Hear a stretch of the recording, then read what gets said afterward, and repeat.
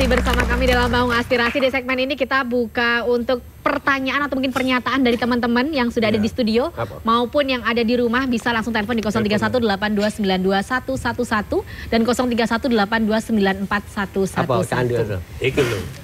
Kok gak koyo nang Beijing. Terus nang Malaysia, nang Thailand. Itu diwadahi kabeh kesenian satu paket dengan pariwisata. Ngerti ya gitu ya? Loh aku ndelok dhewe. Pernah ke sana? Nang YouTube. Gak apa, paling gak berarti kan promosinya sampai ke sini, Ca, ya kan? Berarti promosinya sampai ke sini. Iya, satu paket itu. Benar-benar. Karena seni budaya ini juga termasuk menunjang pariwisata yang ada di Kota Surabaya ya. Baik, ini namanya ada penanya dari studio ya? Oke. Yang mana ini dari teman-teman STTS ya? Oke, namanya siapa? Boleh berdiri? Ya, perkenalkan, nama saya Ferry dari STTS. Saya mau tanya, tadi kan katanya udah ada beberapa cara promosi yang udah dilakukan sebelumnya. Kira-kira ke depannya gimana sih pemerintah itu cara mempromosikan kesenian-kesenian yang ada di Surabaya? Terus contohnya kayak taman hiburan rakyat itu. Terus usahanya pemerintah itu kayak gimana nanti ke depan? Mungkin kami bisa bantu untuk promosi juga di teman-teman di kalangan. Nah, benar. Sebentar.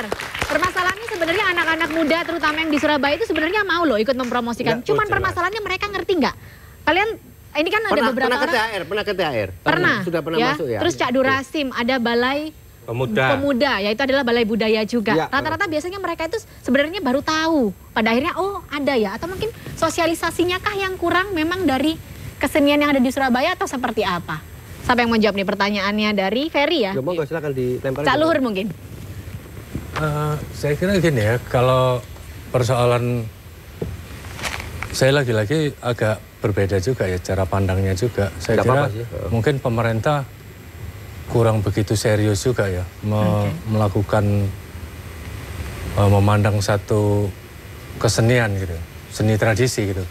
Nah makanya kalau saya pikir apakah benar kesenian itu menjadi satu aset yang harus kita jual gitu. Nah sementara pada nilai-nilai tradisi itu yang menjadi satu hal yang lebih penting daripada persoalan jual beli atau transaksi begitu. Nah, ketika ludruk itu digilir juga, saya juga tidak melihat sosialisasi atau promosi dilakukan pemerintah.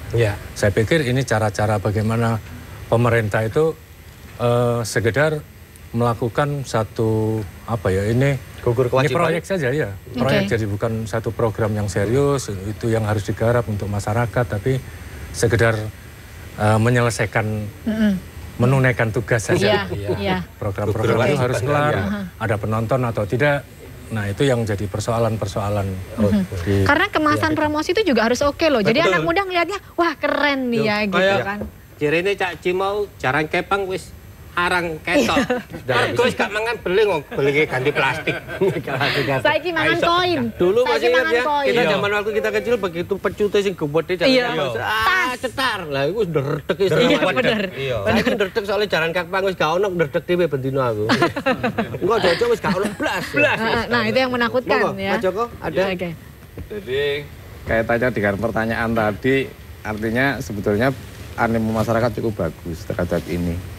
Nah ini tugas dari DPRD di sini, karena kalau ada pemerintah kota mungkin bisa langsung didengar. Kalau DPRD kita nampung, nanti kebetulan ada Pak Armuji, nanti dalam bentuk regulasinya bagaimana. Jadi intinya satu, sosialisasi tadi perlu digalakkan, seperti tadi Pak Cak Luhur menyampaikan. Kemudian yang kedua, aksesnya harus diperbanyak. Sehingga masyarakat yang ingin terlibat dalam aktivitas seni budaya, baik itu dari sisi kebutuhan seni sendiri maupun partisipasi untuk meramaikan kota juga nggak kesulitan nyarinya. Jadi, nah saya kembali tadi bahwa ada 3 hal yang terlibat, pemerintah, seniman sendiri, kemudian yang kedua masyarakat. Dari sisi pemerintah ini ada 2, jadi ada